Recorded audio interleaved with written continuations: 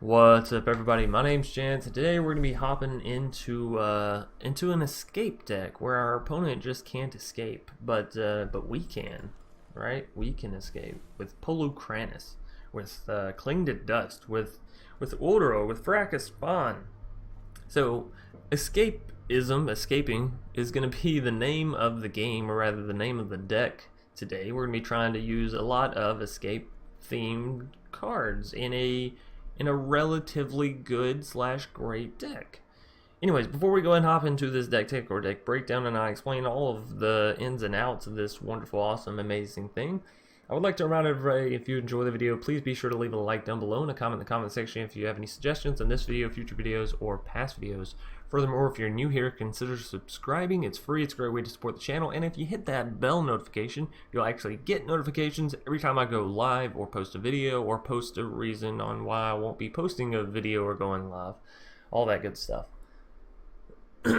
Now, on into what we were actually playing here today. So, again, we're focusing on escape cards, so we have things such as Cling to Dust, which allow us to get additional value, as well as sort of being this this answer in some cases. So with Cling to Dust, we can exile target card from a graveyard, and if it was a creature, we're going to gain 3 life, and otherwise we're going to draw a card. So this comes in huge handy when you're dealing with graveyard decks, or when you're dealing with even things such as like a Chandra, right? That's going to exile or bring back, instant or sorcery cards from the graveyard. Then you can exile it before she gets to use it, right? Anyways, for 4 mana, you can exile 5 of the cards from your graveyard and play this card again. And you say, well, Chance, that's not that great. But you have to remember, this card is in your graveyard, so it's not like it's getting any more use over there normally. But with this, at least, if you absolutely need that life gain, or you absolutely need that card draw, you can have it, right? You can still access this.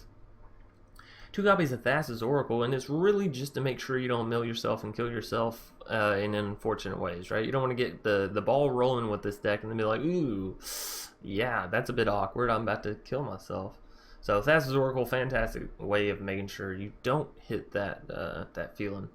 3 copies of Mire Triton to help us put things into our graveyard. Because we're playing an escape-based deck, having things in our graveyard actually isn't a bad thing, because we're going to be exiling those cards in order to bring our escape creatures like Uro and Pharika Spawn and Polukranos. We're going to be using that in order to bring these creatures back. 2 copies of the Binding of Titans. Each player puts the top 3 cards of their library into their graveyard, so you're attacking your opponent's library as well here a little bit. You're going to be able to exile up to 2 target cards from graveyards for each creature card exiled this way, and you're going to gain 1 life for each creature card exiled this way, and you're most likely going to be exiling your opponent's creatures, which, again, if you're playing up against a graveyard-based deck, like one of the Cat Ovens, this is fantastic, right? It's just over the top. And then for the third one, you're going to return target creature or land card from your graveyard to your hand, which can help you to curve out so fantastically. And of course, putting more cards in your graveyard is fantastic for escaping again. 2 copies of Assassin's Trophy for some general overall removal of just, anything pretty much. Destroy target permanent, so any permanent. Time Merit Calls the Dead, pretty much serving the same purpose as the Binding of Titans. However, this is going to allow you to create creatures out of your discarding, out of your exile, whatever you want to call it, and allow you to gain life and allow you to scry. So, it's, yeah, I'd say it's fairly solid. The first Iroan games, and you'll notice here I have a whole bunch of these sagas, and it's because the sagas, they're great at setting down, leaving them, and forgetting, and Time Merit and the Binding really do play well into this. The first Iroan games is more so a preference thing. I really enjoyed this one. So, anyways, create a 1/1 white human soldier. And then you're going to put 3 +1/+1 counters. And then if you control a creature with power 4 or greater, you're going to draw 2 cards. And then you're going to create a gold token. So for 3 mana, I'd say you get your value's worth.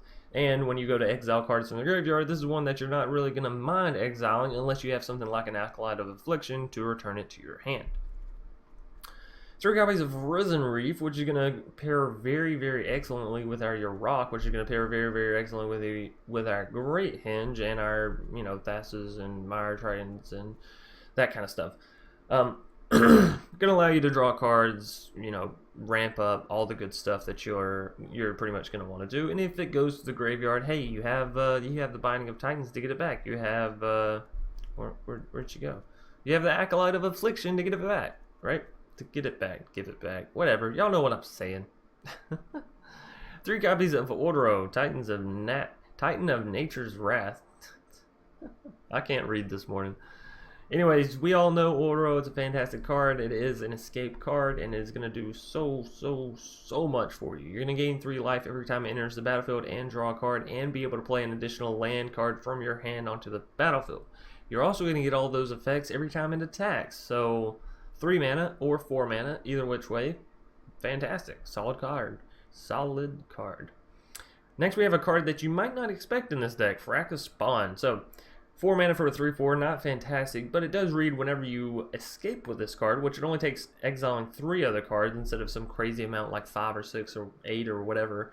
You're only going to have to exile 3, and whenever it escapes, it's going to come back with 2 +1/+1 counters, so it's going to be a 5/6, and your opponent's going to have to sacrifice a non-Gorgon creature, which, let's be real, nobody's out there playing like tons of fucking Gorgons, so realistically, your opponent's going to have to sacrifice a creature, which is just fantastic value. And again, it has the escape cost, so even in being in your graveyard, you still have the option of always bringing it back whenever you need it. That's kind of the nice thing about the escape cards, is they're not a hand. It doesn't matter how many escape cards you have in your graveyard, you'll always be able to play them so long as you have the number of cards to exile in order to bring them back in the mana, right?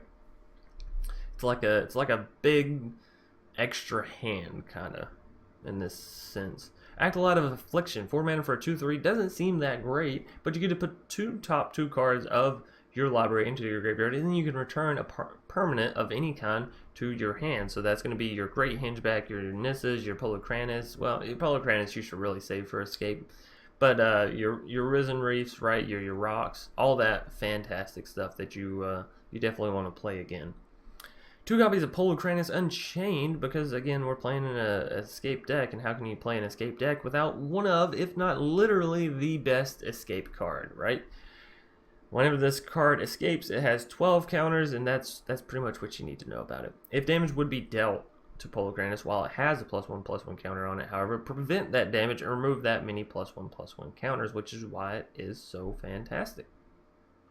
Nissa, of course, is going to help us ramp, and those hasted lands are just going to be so beautiful at doing what they do best, which is coming down immediately, dealing damage, and really just catching your opponent off guard. 3 copies of Yarok, and I've already sort of mentioned this with the Risen Reef at all the things that Yarok will be bolstering up for us. 1 copy of Casualties of War, just in case you get into that situation where your opponent has like one of everything, which seems to happen a lot nowadays. You'll be able to remove, well, you guessed it, one of everything. And then last but not least, we have the Great Henge to, of course, keep us healthy on life, keep us drawing cards, keep us having enough mana to actually play all of these escape costs, because you'll notice that a lot of the escape costs are fairly high. They're all at least higher than the original cost of the cards, which makes sense. So, you know, it's a matter of also being able to pay for the escape, not just have the cards over there in the escape. So that's going to do it for our deck tech or deck breakdown. I know a little bit of a longer one today, but thank you all for sticking around with me. And now we're going to go and hop right into our matches. Danny Pie? I don't know. Either way, going to be our first vote for the day. Sure. Doesn't really go with the theme of what we're playing, but it's some cards that I really like playing, so that's all that really matters. We'll go ahead and get down the Temple of Deceit. Time Eric Calls the Dead. No, I'd rather see land. I'm just a little anxious about only having 3. Hey, there's some land right there. I am going to go ahead and play the Force just in case we need to play the Assassin's Trophy down at instant speed. Paradise Druid, I guess that's a new. And back to my turn. Alright, so we will go ahead and shock this. Not you, Nissa. We'll go ahead and shock that in to get the first Iroan games up and running. And at least now we do have enough mana from this. So I guess I could have kept that Time Merit Calls the Dead, but it's alright.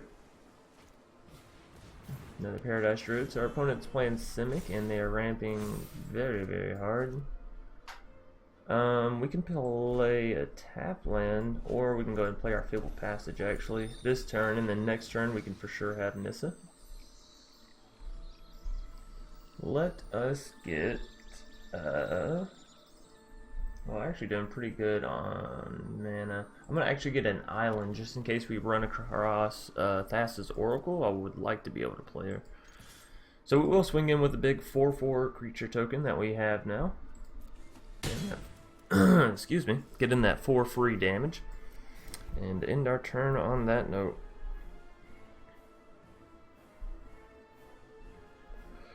As long as the first heroic games can stay there, we'll be A to the OK. Tell you what. I really want to use Assassin's Trophy. They don't have anything decent for me to use it on. Because I would like to bait something out before just trying this out. Well, we can play a Polukranos. Actually, yeah, that's what I'm going for right here. Alright, fine by me. And we can swing it with the 4/4 because we'll still have a creature with power 4 greater. Oh, no, we already got that, yeah. Oh, no, Danny Pie. No! We didn't even get into our deck. Do you see this awesomeness we had lined up for you? Ari Miley's Barraza. Sure. Sure.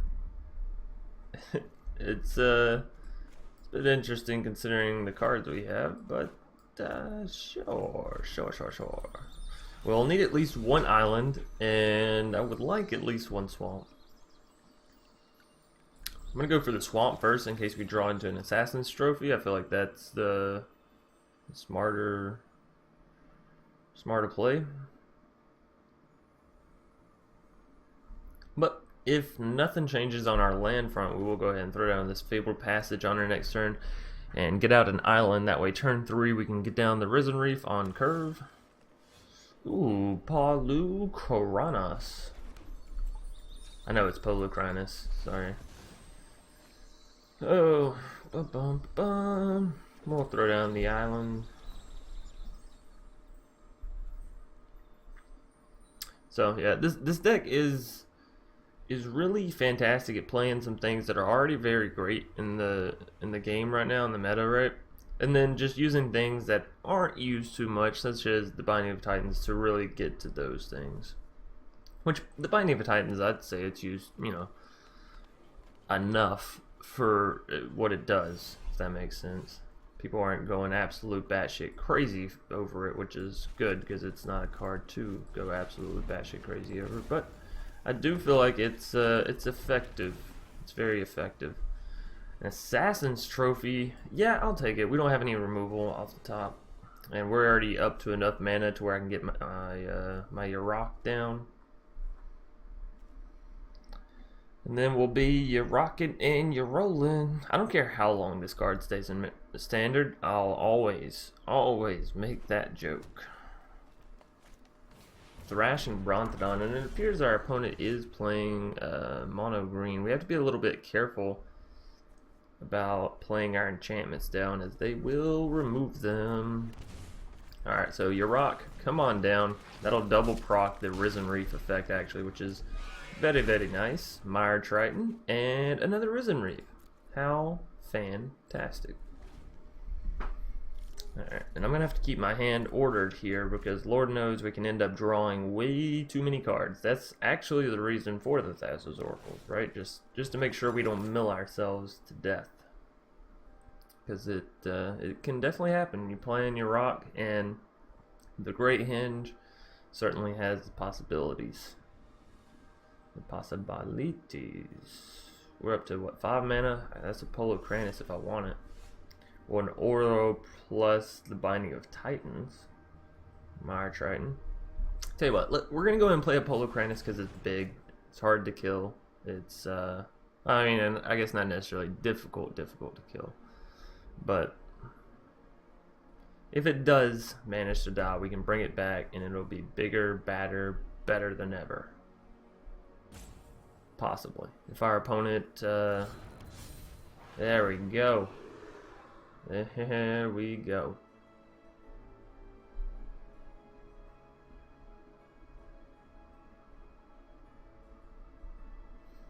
Alrighty.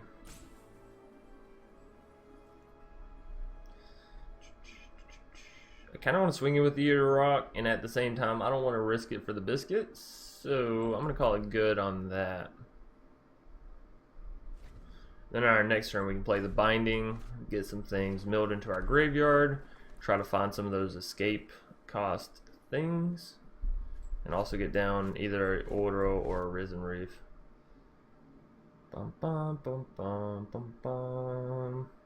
So the really kind of nice thing about this deck is oftentimes with the Yarok and the Risen Reef, playing both of them, you'll end up getting to the point where you just have to discard cards from your hand and you're like, oh, well, it's no big deal because I have 7 cards and whatever. But imagine if you could discard those cards and it not affect you, right? You can just play them back down because they have escape. So it's like you don't even have to worry about like hand size and effectiveness and all that.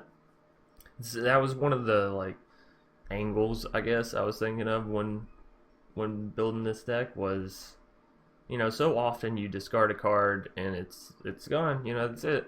But what if you play an escape, you know, very heavy deck, and then you're like, well, I don't mind discarding, you know, joke's on you.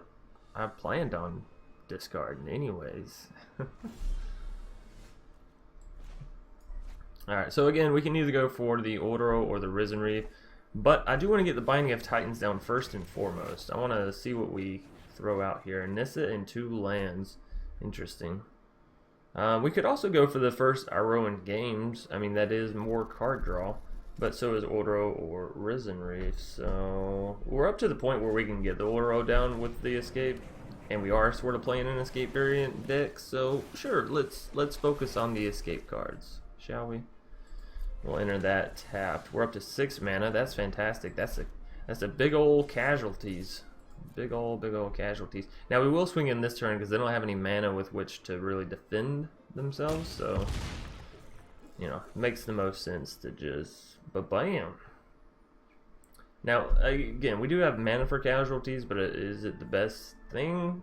Not really, considering if we remove their Thrashing Brontodon. Well, we could have potentially got to lethal on this turn. Crushing Canopy, ooh. They're like super heavy into that enchantment hate. And a Vivian Champion of the Wilds. I've actually been thinking about this card a lot here recently because, you know, flashed in creatures could be pretty good. Especially something like the Hydras where it's like, you know, actually has an effect if it gets damaged. The Iron Scale Hydra or whatever it is, thought that might be pretty good. Now this Casualties actually is really good. So go here and we'll take their Castle Garenbrig and bam. Now we should deal 10 damage right back to them. So our opponent's down to 1 life. We have fantastic I mean, just fantastic cards. I don't know, this deck almost feels a little bit cheaty, but like, you know, it's good. It's a good, fun deck to play. And even, again, like I said, even in discarding, you're not like, oh no, I have to discard. Because we can play our Uro back at any time, you know? So it's basically like we have 7 playables right now, instead of just 6. There's some decks I play and I'm like, man, I actually really like playing this deck, you know? Not that the combo's too wacky or crazy or zany, but just the fact that I don't see it every single day, you know? And the fact that it can do okay. So there's a God Eternal Ronos, and our opponent is back up to 4 health, which is... It is unfortunate, but this is why we save things like this, right?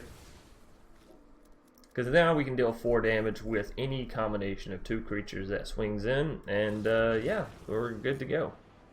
Alright, so our opponent is just gonna concede it out right there at the end. Slick Slinger. Ash slinging, the slash slinging. I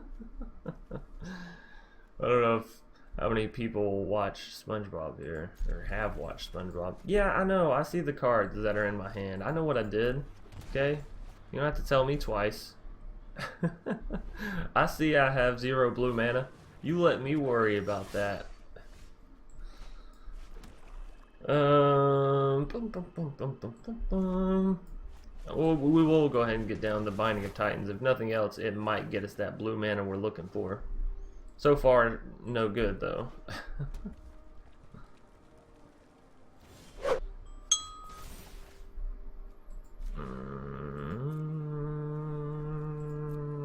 We'll just attack our opponent's graveyard. We don't. Well, you could have gained life there. I could have gained life there. Whatever, you know, tomato, tomato. But it's not the end of the world. So, Mire Triton, hit me some blue mana, please. Oh, Breeding Pool, that'll work. And a Pharika spawn. Pharika. They're not using. Okay, there they go. Is this the first turn that the Spear Spear has been able to be tapped? I guess so, because that was just their turn 2, turn 3. I'm not quite sure. Tibalt. Tibaltus.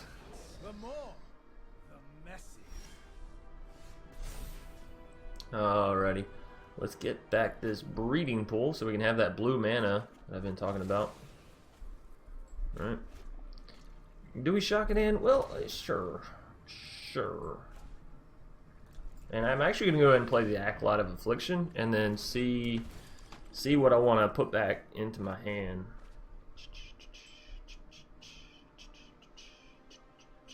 I mean, the Mire Triton's really not bad. It it gains this life as the Death Touch creature. It is a little bit easy to kill. The Binding of Titans, actually, I like the Binding. I like the Binding more. So we got an Acolyte of Affliction down. At least we got a body, right? So we stopped getting bodied. And usually you don't draw both of your Thassa's Oracles into your hand. That's okay. I don't mind. It's totally nothing personal, game. I understand you're just doing your job. Wait, what did Chandra do? Oh, she put an extra counter. What a weird use of a Chandra.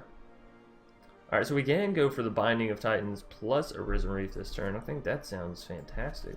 First things first, though, let's get this Risen Reef down. Take action. And we'll enter that tapped. So what is that? That puts us up to 6 mana come next turn. Oh, that's a Pharika spawn. Pharika. Now, obviously, making our opponent sacrifice creatures in this situation doesn't exactly help us because it just means that they have an easy way to kill our Risen Reef. But it'll be all right. I really want to get down that Great Henge. I feel like that will greatly help us. The fact that they're not summoning things with Chandra makes me a little bit happy. Alright, so if they swing in with the 2/1/1s, they don't. Okay. I was going to say, like, maybe we do this, maybe we do that. Alright, so we are down to 14 health. I'm thinking it might be time for us to start crossing off these creatures from our own graveyard, right? Gain us some life. We'll at least go back up to 16.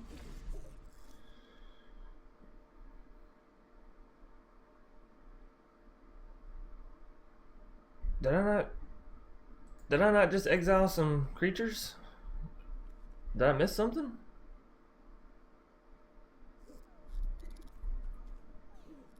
It's not an oops. That should have gained me 2 life, right? Exile up to 2 target cards from graveyards. For each creature card exiled this way, you gain 1 life. Creature. Don't understand.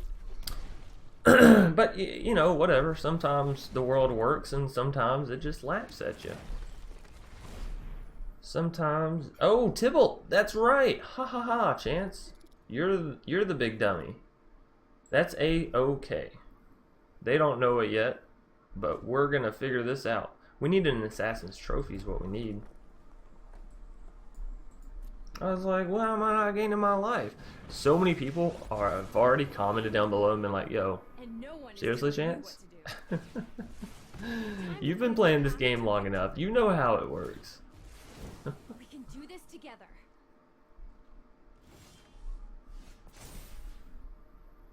Bum, bum, bum, bum, bum, bum.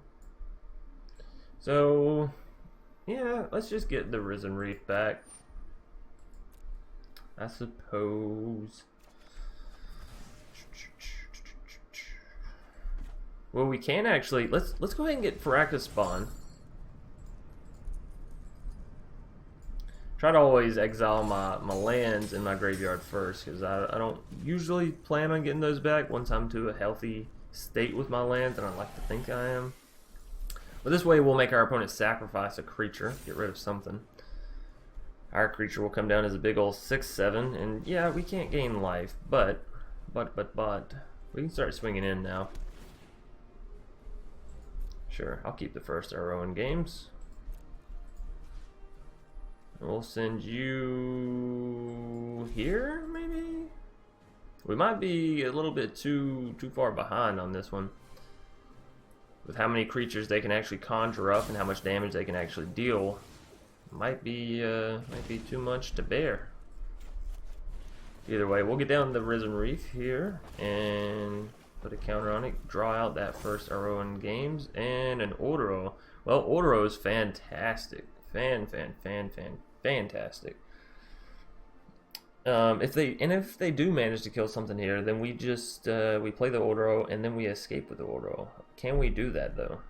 It requires 3 green and 3 blue. 1, 2, 3, or 1, 2, 3. Yeah, we have that. We can do that. We can totally do that. Look at all the Chandras our opponent's playing. It's a Chandra tribal. Chandra. I thought this was a sparring match.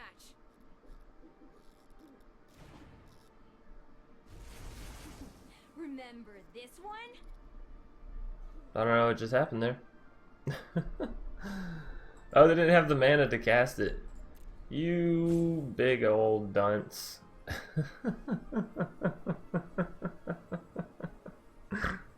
Oh. They said here, let me... Oh, no, never mind. Me and Slick Slinger are not that slick. I'll tell you that much right now. Alright. Yeah, there's some damage with... I was going to say Pharika spawn, but it was actually the Chandra. Oh man! And the board wipe.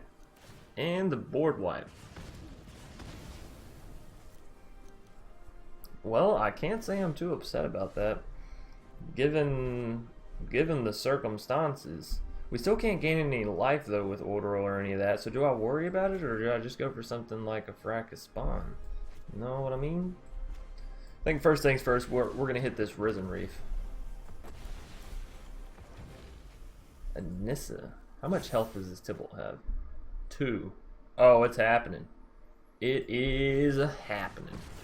Tibble, you crazy son of a bitch. You're getting taken out, and you're getting taken out to dinner this turn. Cancel, actually. Let me do this on a breeding pool. Try and be a little bit smart. Alright, so before anything else, kill you so I don't mess this up like a big old dummy. Now we can go ahead and play the Orderal down.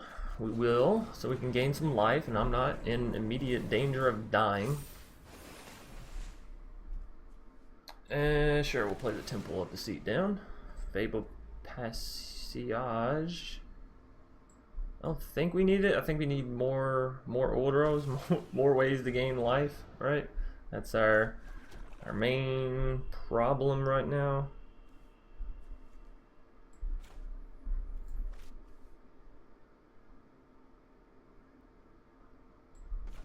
Let's get another Risen Reef down. How far through our deck are we? Well, I guess it doesn't matter. We do have the Thassa's Oracle for when shit hits the fan. Cling to Dust? Yeah, hell yeah, more life gain. That's what I'm talking about. Chandra's Regulator, well, that's not good for us, because now they have the ability to double up on their Chandra abilities. Like, really easy. Alright, so let's see. Let's see, what do they do? Doubling that Chandra ability doesn't do too much. Doubling that Chandra ability doesn't do too much. And doubling that Chandra ability doesn't do too much. So I think we're okay, even if they double all of the best Chandra abilities, right? -3 won't affect our, what's it called? They can cast this back. Even if they kill Nissa, am I upset? I can still re-enter the Uro. I'm going to be gaining all of the life now that I wasn't before because we got rid of that goddamn Tibble. Never thought Tibble would cause me so many problems, but here I am once again. Bum, bum, bum, bum, bum, bum. Alright, so Chandra's going to kill one of our Risen Reefs, going to kill our Nissa, and I believe that's going to be it for him. They do have this Chandra, which can, you know, throw a 1 damage tick on us, which if they double that, that's a 2 damage tick. Yeah. Yeah, there you go. Not terrible, but we will be gaining that life back almost immediately, plus so much more. Oh, and another Uro. Well. Let's go here.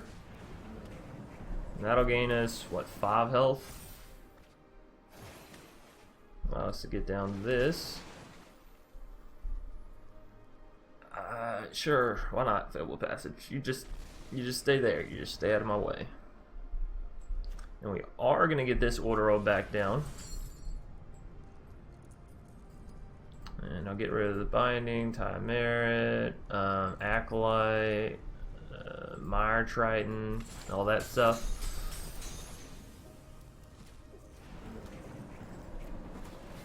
Alright, this will gain us life once again. We're back up to 18. Get down the Fabled Passage. Let's go ahead and tap out this Fabled Passage as well. Let's see, do we have any green mana? We do indeed. Fantastic. That means we can get down another Nissa, which is really what we want to be doing here, right? Good game. Well, good game to you too, Slick Slinger. I appreciate what you're trying to do here, but the power of the escapism, of the escapist, of the y'all know what I'm saying, is just too strong. So that's gonna do it for today's video, today's matches, whatever you want to say, however you want to say it. Thank you all for watching. I really enjoyed this deck. Like, I might actually go try this deck out in ranked. That's how much I enjoyed it. Yeah, it was fun. It played into everything that I enjoyed, right? So, again, thanks everybody. If you enjoyed, please leave a like down below, comment in the comment section if you have any suggestions on this video, future videos, past videos, and subscribe if you're new here, and remember to hit the bell notification to actually get notifications. I don't know. Y'all know I like to have fun with those self-promo things. Anyways, y'all have a wonderful day. I'll see y'all either later tonight or tomorrow. Peace.